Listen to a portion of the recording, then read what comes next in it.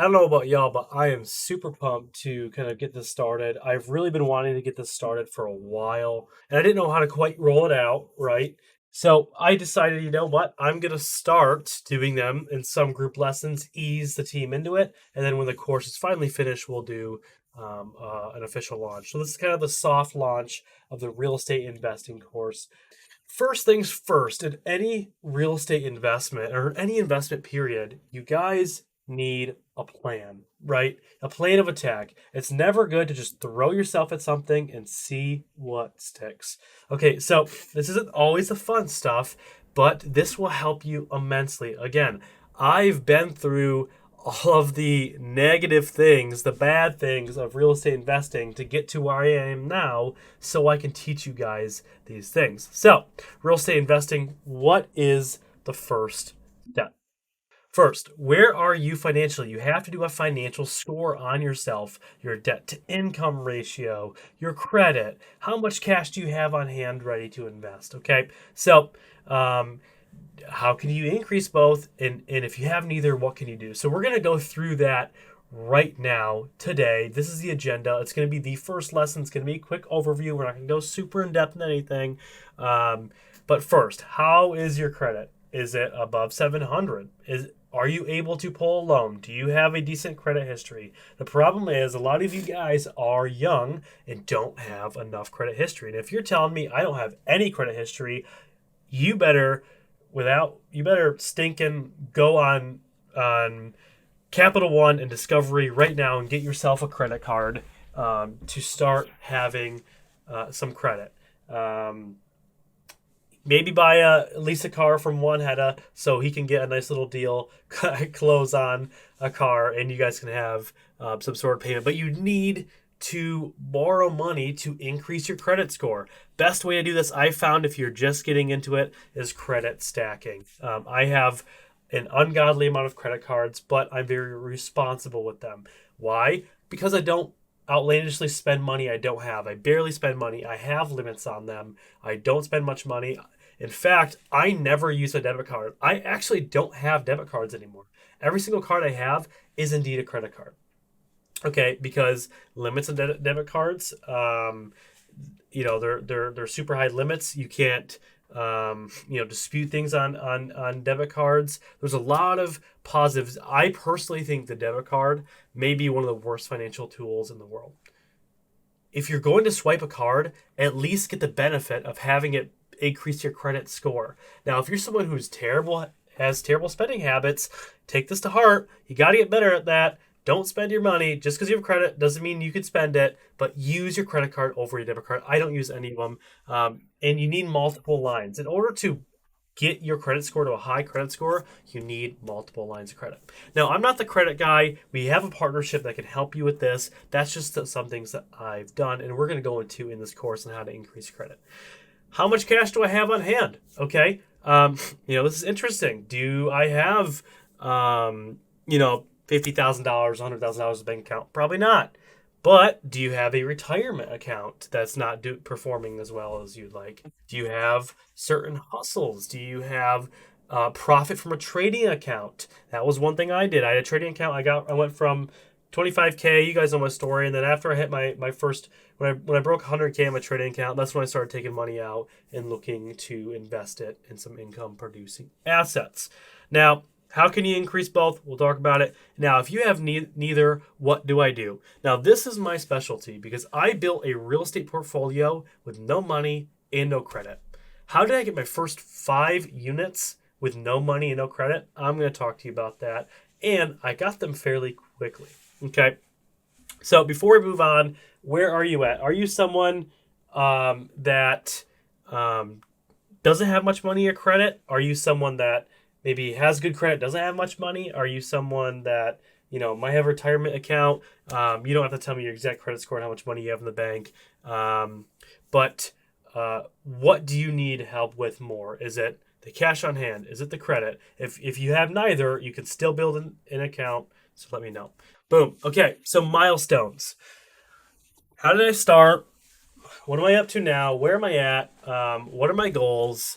And how did I progress? So 2016 is when I finally got into real estate investing. I will never forget we lived in a road that had this house had an obnoxiously long driveway. It was a dirt road. We were the only house on this road. It was off like um, a main road, and it had this obnoxiously long driveway, and you had to drive slow because there's a stupid amount of potholes on a dirt road. Um, and so we're driving down to go to our house one night. It was my dad, my sister, and I.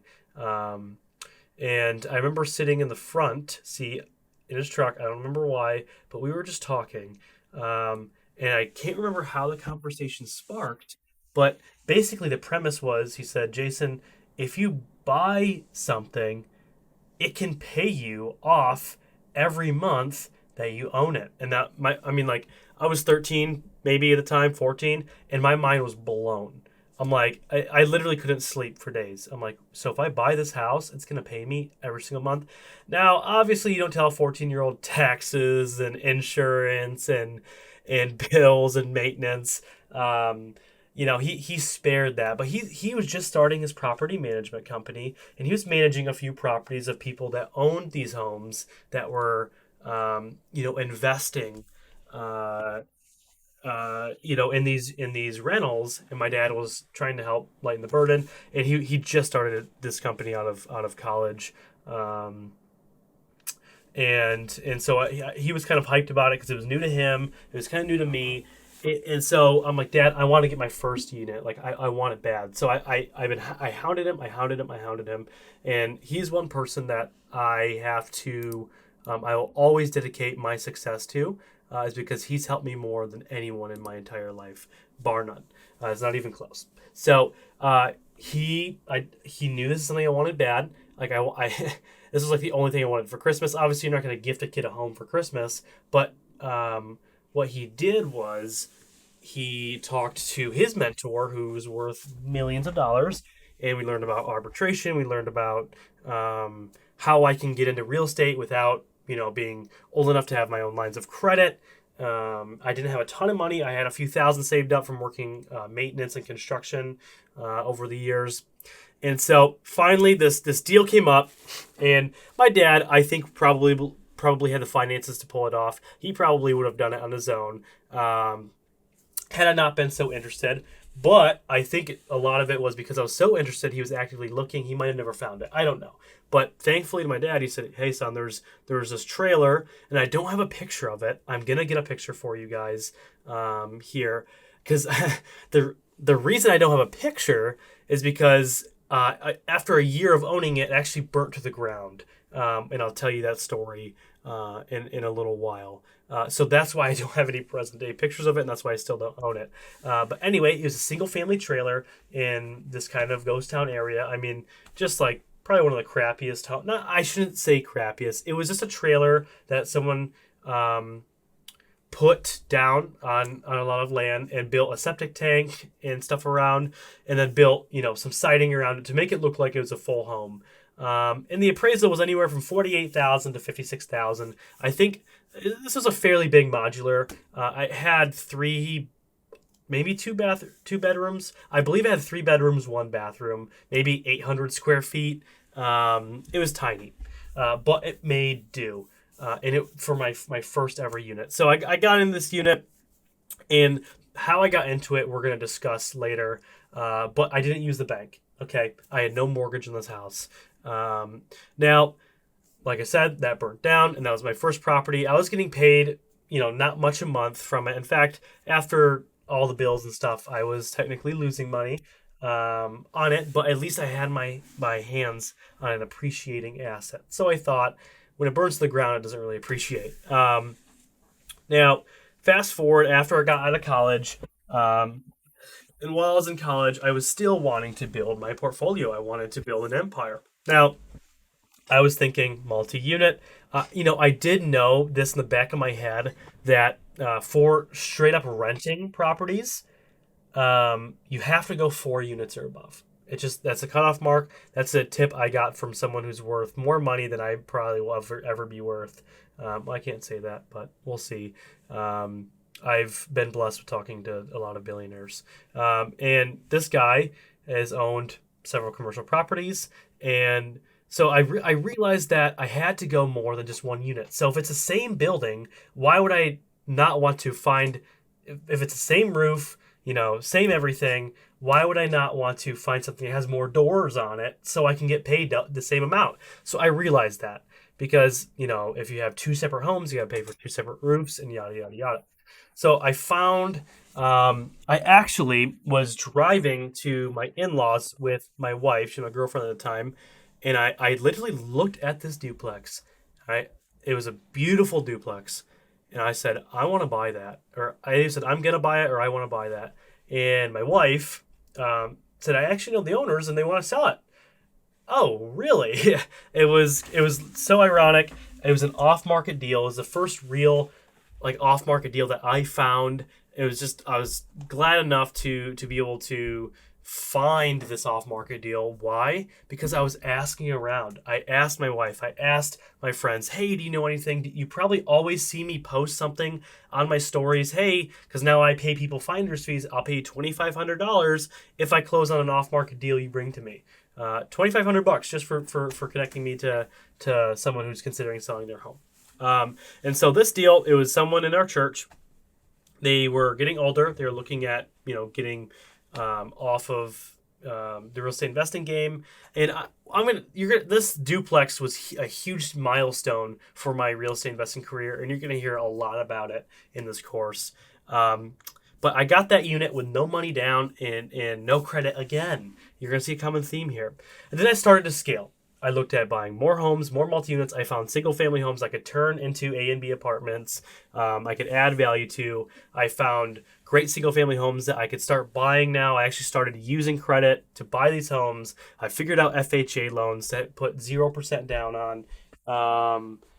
And yeah, it's a fat finder's fee. Yeah, I like to pay people who help me out. That's why anyone who brings someone to our academy, I pay them $1,000. And anyone who brings anyone to our beginner program gets 100% of the commission.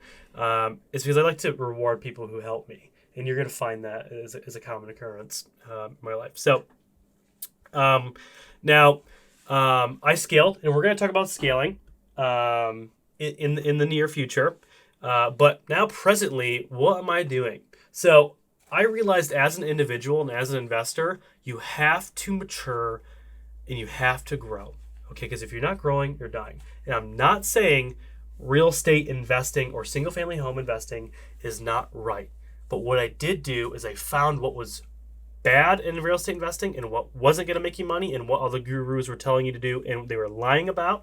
I read several books. I had lost a lot of money on some units and some properties, but I figured out the most profitable method on how to scale quickly and efficiently.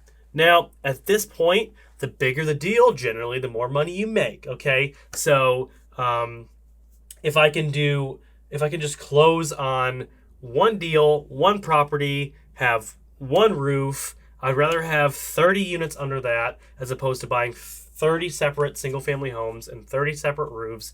And you get the picture. So as you grow and mature as an investor, you want to start getting bigger and bigger. And what I realized was I wanted to get into the hardest type of real estate investing there is because I want to learn all forms. My mentor is heavy in the hospitality space. Hospitality investing is the hardest real estate investing you'll do, but the payout can be amazing. Plus, it's going to be the most fun real estate investing because for me, I realized, okay, what do I want to, for a getaway for my masterminds? Do I want to tell them, hey, pull up to my duplex, guys? Let's hang out on this duplex where there's people renting these units, and we'll just sit in the front porch. Or do I say, hey guys, pull up to my resort for the weekend? There's some empty spots. Let's have a good time. I want to be that guy. So I realized that I wanted to grow. I wanted to find investments that were more fun to me, that there was more utility out of, and the profit margins were greater. And we're going to talk about that in this course. But that's my current timeline. That's how I started. That's where I'm at now. Is there any questions on my milestones or my timelines before I get going? We'll give you guys a second to type. So target units. We'll talk about that. We'll talk about that more. Like, are you talking about like what's the minimum units a property has to have, or what's my ideal amount of units a property has to have? Because I'm still buying single family homes. Just to let you know, if there's a good deal, I'm still buying it. I'm not only going commercial and only going hospitality, but I'm just starting to morph into that. My next big deal target. So I found an off market deal on a resort that I think has approved um, permits to add a lot more to it. And I really think the ROI is going to be great because the cool thing about hospitality, I don't want to go on a tangent here because I have a strict timeline. Um, Hospitality investing is not about what the property is worth. You can have a monstrous, massive mansion of a resort, and it can be worth close to nothing. The valuation of hospitality is simply about how much money it makes. For example, if you throw a laundromat in the mix um, of this resort and it makes money, the valuation of the property is going to go up. It's all about how much money it makes. So it's a little bit different than, okay, it has nice floors, it has this, it's got a nice kitchen. It's about how much money it makes. Okay. So there's one that I really think I can increase the valuation and make a few million on, simply just by um, in, increasing the valuation of this property. I think I could probably make 1.5 to 1.3 conservatively.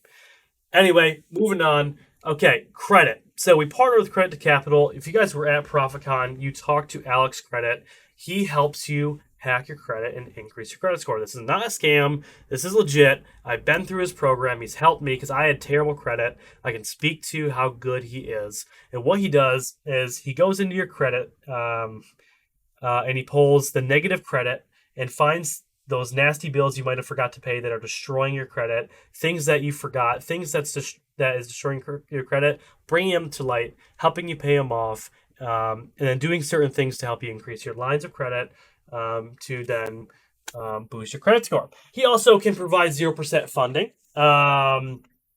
about certain things. So he can get you, tens of thousands of maybe $100,000 of 0% financing for certain investments and stuff like that.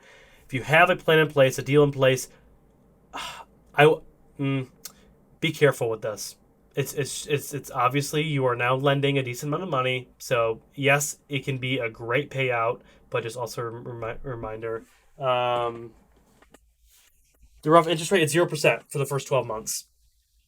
It's high leverage credit cards, so after the 12 months, interest rates start jacking up. So be careful. I would just make sure you pay it off every month. Anyway, so 0% for 12 months. That's correct.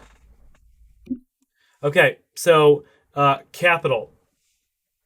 Um, do you have a side hustle? Do you have a job? Or what's very common with my partners, because I do partner with a lot of people. I'm partnering with all my masterminds now on on deals. In fact, Mike B, I don't think is in the chat. Mike, are you in the chat? Mike B is not in the chat. Mikey T is in the chat. And Michael Baker's in the chat, but Mike B is not. He's one of our masterminds, and we're actually partnering on this deal. He's one of my first partners of my masterminds, and we are going to make a killing on this deal. So I partner with a lot of masterminds. Anyway,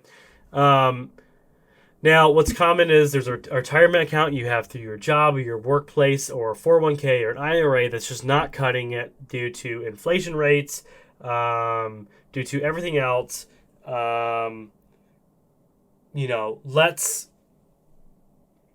If that's you, there's a way better route to investing and growing your retirement because that's not going to cut it. And I don't want to go too deep into retirement accounts because I can sit here for a half an hour and break down why they're terrible, why they're not going to help you, and how pulling your money out. We just did this with one of my masterminds. How it's going to help you.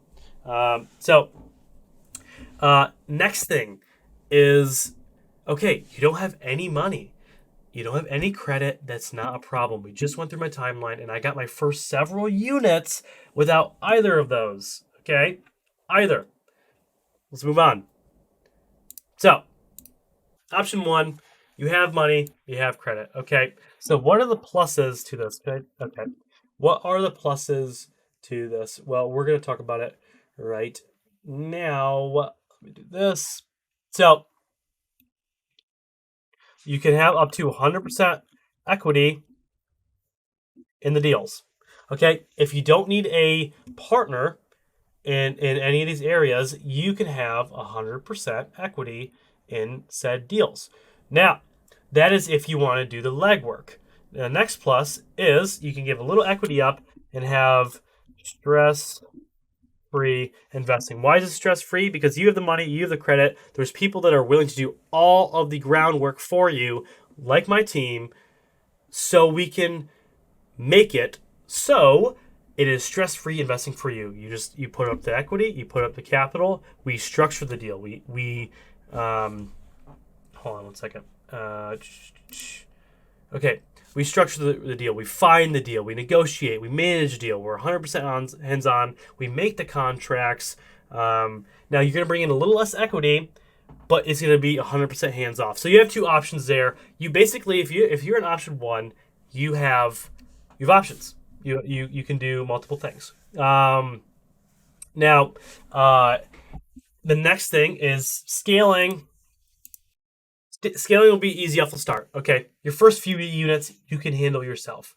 Everyone at some point is going to have to start partnering because the banks are going to run out of IOUs for you. For example, there's gentlemen that I know that are literally right down the street that a few years ago I mentored under. His portfolio has got to be worth over 150 million now. I was mentoring under him; it was worth like 54 million, and he literally was stressed out, practically crying at his desk at 11 p.m. at night. I was in his office stressing because he ran out of IOUs from the bank and he needed to lock up this deal. So at one point, you are going to have to find partners. And because he did not have a list of partners ready to rock, and he didn't work on his networking because he didn't come to ProfitCon events, quick ProfitCon plug, he was stressed to the max, literally screaming because he couldn't close on this deal because he ran out of IOUs from the bank. So there's going to be a time where you need to have partners. Someone worth 50 million is it with a good deal, the bank can still say no, just to let you know. The bank is not going to always say yes sir, yes sir, yes ma'am, yes, yes, yes, yes, here's money, here's money, here's money. They're not going to throw money at you all the time, even if the deal's good. Okay? Just get that through your head. Okay? So, moving on. But scaling will be easy off the start. You can get 1 to 3 to 5 units by yourself. Okay, next thing. You have nothing. Okay, this is where probably 90% of you fall. Now, how do you scale and grow your portfolio if you have nothing? Okay, so you got no money, you got no credit, you have to find partners. So, partners are a must. You need to have credit and capital, generally speaking, unless you are doing a certain type of investing. This is for the most profitable method that I'm going to teach you. There are other methods where you don't need partners. I will teach you that. But partners for the most profitable methods are indeed a must. Okay. There's going to be more legwork. Legwork as in maintenance. You got to be on top of maintenance. Maintenance will crush your deals if you're not on top of it. I'm telling you, if you don't have a good maintenance crew that has done multiple maintenance calls for you and is not good enough to, if you ring them up right now or on a Sunday afternoon because there's a pipe that burst, if they can't go fix it, you got to find a crew that will. Try to find maybe 2 to 3 good crews. I have several good crews of guys. In fact, some of them I used to work for. Half of the crews I used to work for, so I know their work ethic. I know how good they are. They're good. They're very good priced. They're not super cheap, but they're not super expensive to where I'm losing a ton of money on each deal. And they're gonna answer calls, but you got to be the one to call them. If the renter calls you, you got to be the one to call them. Okay, before I move on, there's some things I need to tell you. The most profitable method I'm going to teach you, you're not actually in charge of maintenance, which is pretty cool. You're not in charge of maintenance. So, but this is for the deal if you can't find partners. Okay, if you can't find partners, you need to be there for maintenance calls. However, I will say this again: the most profitable method I'm going to teach you, if you could find a partner, which I'm going to help you find partners, I might even partner with you if the deal is good enough, is you actually aren't in charge of the maintenance, which is pretty cool. Okay, at all. Now, you got to be a salesman. You got to negotiate. You got to if you don't have money or credit, you got to wear a lot of hats, man. You got to negotiate the deal. You have to have at least 15% off equity in the home. If that's initially buying it, if you are trying to build in that equity, I would rather you buy a home that has equity in there instead of trying to force equity in it. Meaning, okay, a forced equity means you negotiated so low, lowballed people. You're insulting people. You're trying to force equity in these homes. I'm not here to insult people. I'm here to make it maybe take a few extra $1,000s off of something that they would probably accept, but we're looking for at least 15% off on some of these deals. Generally, the deals are good enough already when they're listed with good enough equity in it so I can take advantage of it so I don't have to lowball. Okay, we're not here to piss people off. Now, you're going to have to manage a deal, and you're going to be more hands-on, and you're going to need the right contracts. Okay, here's where we step in. I didn't tell you guys this yet, but I paid thousands, I mean thousands, that's not a joke, of dollars for these contracts to be written up for you by trusted real estate attorneys so that you're going to get them for free inside this course. Pretty cool. If you are a gold member and you get this course, you are going to have access to all the contracts of partnering with people, of sending offers, of every contract that you're going to need, I'm going to have for you. I did all the dirty work so that you could have them for free. You just got to plug in what you have, make sure you understand the terms of the contract. I'm not giving you these contracts so you can be lazy and not read over them. Understand the freaking terms, please. Thank you. Because there's so many people where I give them a contract that they think, oh, Jason's smart enough. He makes sure he's got my back covered. Well, I got your back covered, but there's certain things you need to know. Yes, be careful with the contract. These contracts are in your favor 100%. So, make sure that you read them over and you know the terms when these people are signing so you know how to combat certain things. But trust me, I've been screwed on a lot of contracts, and I can tell you that these ones are not going to screw you, and your butt is covered. You're welcome. Okay, so next few things I want to talk about are generally option 2, you have to find the deals. Okay, there's tons of ways we're going to talk about on how to find deals. Off-market deals are the best. In fact, I've only ever bought or been a part of 2 homes deals that have been actually on the MLS, and we bought them from a realtor. No, I'm sorry. 1. I've only been part of 1 deal where we actually bought it from a realtor, and that's because last thing we'll talk about, and I'm gonna obviously reiterate this further in the course when we talk about on market versus off market. But when your home gets appraised, okay, this is a huge thing. Appraisers are so freaking lazy that they are literally just going to see what the listing was. And they're either going to go 5,000 above or 5,000 below what the listing was. They are so lazy. Okay, if you get it under contract, get it off market, they're just going to actually have to do the work and find out what the valuation is. There's times where I've had single family homes come back 30% higher than what I had it listed for or what I had under contract for, which is pretty cool. I'm walking into 30% equity, which is a lot. If it's a $300,000 house, that means I just simply made almost $100,000 simply by getting this house under contract. So, now, that's kind of the process. You have to ask yourself where you are at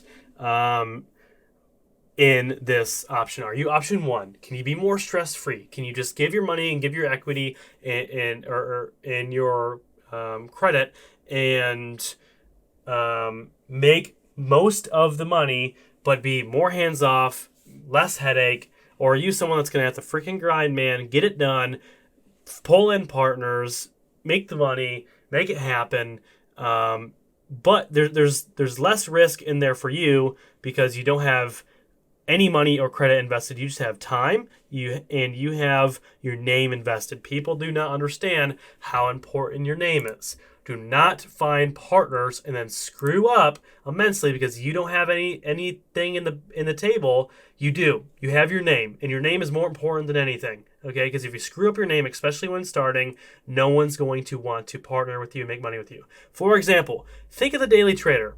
Who the hell is buying his courses right now? Not hopefully not many people. Why? Because he destroyed his name and he destroyed his image. Because all he did was flex, flex, flex, flex, flex, and provided zero value, zero help to anyone. And his name. Do you realize why there's probably no businesses trying to partner with him, even though has apparently millions of followers, which he bought most of them? It's because he destroyed his name. Do not be that Daily Trader kid. Do not destroy your name. You need to be a person where people are like, hey, dude, this kid just made me a ton of money. It was super easy. He outperformed the market by 3x. Listen, a lot of investors are looking for a 6 to 8% ROI. If you come back and slap them with a 20% ROI in a year, they're going to be like, dude, take more money. I have a ton of friends. Here's more money. So please do not mess up on some of these deals. It's so crucially important because your name is worth more than any money and any credit can have. Think about Grant Cardone's name. His name is worth millions, billions actually, because he's focused on building his name. Don't be the Daily Trader. Be more Grant Cardone. Well, I should say Grant Cardone like. Just you understand. You have something to the table. Don't screw your investors. Make it worth it, because if you outperform the market and you give them a solid return, man, you're going to see how quick they're going to have tons of rich friends coming to you, and they're going to have a ton more money coming towards you, and which means you're going to make a ton more money, because if you have more partners and more people to pull from, you are going to make a stupid amount of money. Let me tell you this: arbitration is the way to go. If you have no money and no credit, you can build a empire with none of it. I know gentlemen who built millions of dollars with not much invested. Now, if you're someone that's like, you know what, dude, I got a lot on my plate. I can't do this. I'm actually too kind of scared to do this deal because I don't know how to do it. That's fine. I actually have a team that will partner with you that's going to help you with the deal, structure the deal, negotiate the deal, have the contracts, make sure everything is A-OK. Like I said, all of our masterminds I'm partnering with, I'm making them money. Because they want to be more hands off. Yes, some of them want to learn actually the process of doing it, and eventually, after they do a few deals with me, because I'm doing deals with them and they're shadowing under me, then they're going to go off and do their own deals. But their first 2 to 3 deals, like, Jason, I want you to do the deal so I can learn hands on. Cool, that's you. Let me know. No, those are the 2 options. And that's all I had to talk about is create a plan. The reason why I went from 2016 to 2022 and not a immense amount of growth, and why I don't have 100 units right now and why I'm not worth 100 million is because I didn't have a solid plan in place, and I didn't realize that, I can make a crap ton of money if I have investors and I make money for them. I thought I had to do it all on my own. No, it's not true. Okay, so you can scale immensely. People often overestimate what they can do in a year. They often way underestimate what they can do in 5 years. If I had to go back 5 years ago, I probably would be worth at least 10 to 20 million more. And that's not a joke, just because if I had a plan in place. So make sure you have a plan. We can help you build that plan. Start off with maybe doing either partnering with someone or doing maybe a no money, no credit type of owner finance deal, which we're going to teach you. And then eventually we're going to go on to much bigger deals, on the lease option deals, multi-unit deals, the ones I'm doing with my masterminds. That's going to make you a stupid return. And you're going to build wealth very quickly. You're going to build awesome cash flow. And the coolest part about this all, and the reason why I'm teaching you guys this, is because this is the quickest way you are going to be able to be a full-time day trader. I know it sounds super weird, but even full-time day traders have outside sources of investments so that they can afford to risk money, because like I said, I've been there multiple times where I had no income coming in. So my bills were paid or not paid based on my trading. That put immense stress on me when I quit my job. But when I started to build cash flow and I had $3,000 a month coming in, at least, you have no idea how much better that is. If my bills are paid and I can eat and I have a roof over my head and my family's taken care of and I could trade, to the best of my abilities and not have to pull money out of my account every single month, man, my account could see immense growth, and man, I could be a full-time day trader in no time. So this is very important. I know a lot of you guys are like, dude, why are you preaching real estate? This is a stock trading group. It's because it's important. Okay, just let you know. So, anywho, that's the lesson for today. It really depends on where you are at as an investor. If you have money, if you don't have a lot of time, if you have a great credit score and you're looking to get some big deals, boom, we can help you with that. We everyone's roadmap is going to be different because you can be cash flowing 100K a month, 30K a month, 10K a month. I don't know where you're at, or you could be dirt broke, have no money. Everyone's roadmap's different. If you're making tons of money, I'm not going to tell you to go do a no money down owner finance deal. I'm just not going to tell you that because that's not the best method.